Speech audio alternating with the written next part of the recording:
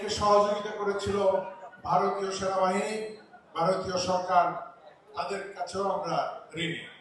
আজকে আমাদের মধ্যে উপস্থিত জেনারেল আজিজ, সামনের সারিতে বসা জেনারেল আজিজ বীর উত্তম, তিনি 3 নম্বর সেক্টরে ছিলেন এবং আমাকে অনেক সাদরে অভ্যর্থনা জানিয়েছিলেন।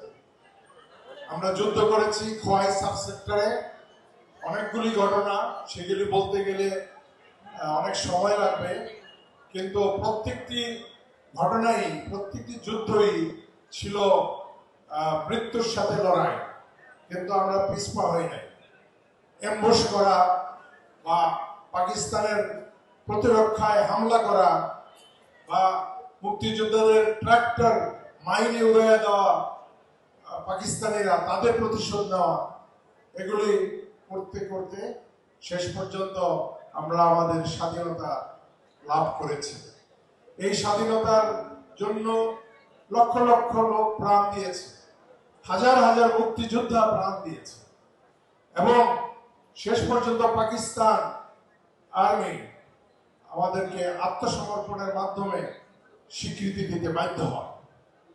আমরা অবশ্যই, আমাদেরকে সহযোগিতা করেছিল ভারতীয় সেনাবাহিনী, ভারতীয় সরকার, তাদের কাছেও আমরা ঋণী।